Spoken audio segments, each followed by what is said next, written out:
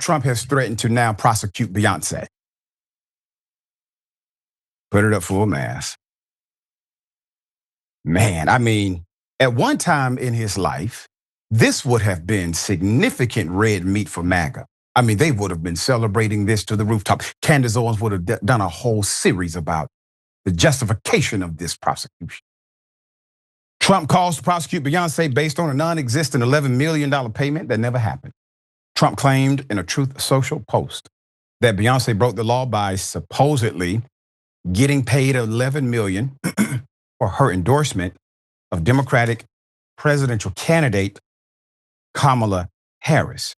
So he posted, quote, "I'm looking at the large amount of money owed by the Democrats after the presidential election, and the fact that they admit to paying, probably illegal, $11 million to singer Beyonce for an endorsement she never sang, not one note, and left the stage to a booing and angry audience. You're not allowed to pay for an endorsement. It is totally illegal to do so. Kamala and all of those that received endorsement money broke the law. They should all be prosecuted. Thank you for your attention to this matter."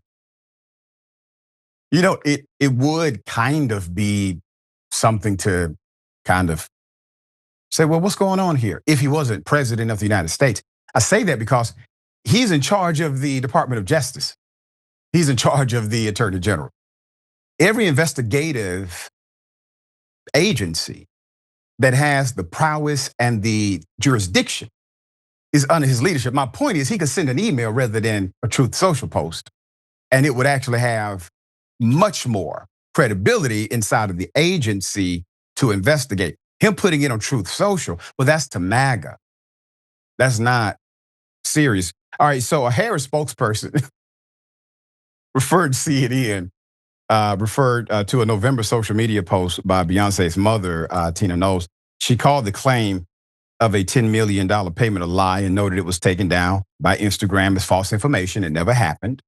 Beyonce did not receive a penny for speaking at a presidential candidate rally in Houston, Knowles wrote. Federal campaign spending records show $165,000 payment from the Harris campaign to Beyonce's production company, which the campaign listed as a campaign event production expense. That's actually fitting for the caliber of celebrity and the work she performed. The Harris campaign spokesperson told Deadline last year that they didn't pay celebrity endorsers, but were required by law to cover the costs connected to their appearances, which is true. The White House did not immediately respond to a CNN request late Saturday for any evidence of Trump's $11 million figure. When Trump previously invoked the baseless figure during an interview in February, he described his source in the vaguest of terms, quote, "Somebody just showed me something. They gave her $11 million. End quote. And by somebody, he means a debunked story on Instagram. Okay, all right, Jackson. So the man, so here's what literally happened. The guy was online. He's scrolling. There's this debunked story that has been classified as just somebody just put it out there and it was a lie. He comes across it somehow.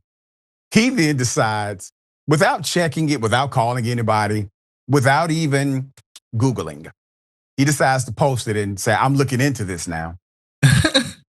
He needs something, man. He needs something.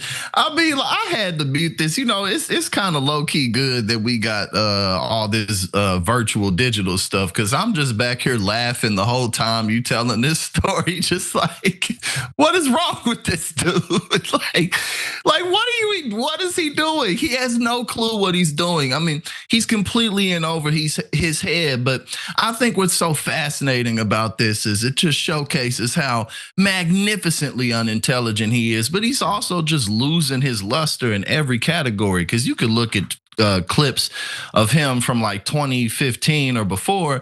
He's a lot more quick-witted, but no matter what, he's always just been full of BS, just nothing but BS and swindle. But now he's just slow and tired, and you know, like his veins is clogged and he got to drag his ankles around and stuff. So he's just not having a good time. And he's never known what he's doing with anything because he's never been anything but a huckster. So now, like, all this weight's just piling on his shoulders. And also, there's real issues in the country and the world, and he's not prepared to deal with any of these things in any type of significant way. And so, I mean, all of this is just collapsing around this Epstein issue. I mean, it is a big issue. It's not like it's some small thing. So, but it's just like, this is all he's ever been. This is who this man has always been from day one. A hollow, vapid sack of. Sorry if I can't say that, but that's what he is. It's just what he is. Yeah, and here's the amazing expression that's happening now. He has always been emotionally immature. He's an emotionally immature human being. We've heard these reports from producers at The Apprentice. We've heard from people that worked for him at his former businesses. And they all have one conclusion, including those that have been his lawyers. The man has no impulse control. He's emotionally immature. And we are to somehow accept that a man who's emotionally immature, has no impulse control today, somehow demonstrated significant moral clarity and impulse control while he was with the most prolific human sex trafficker in American history. It makes no sense. All right, we got to wake up.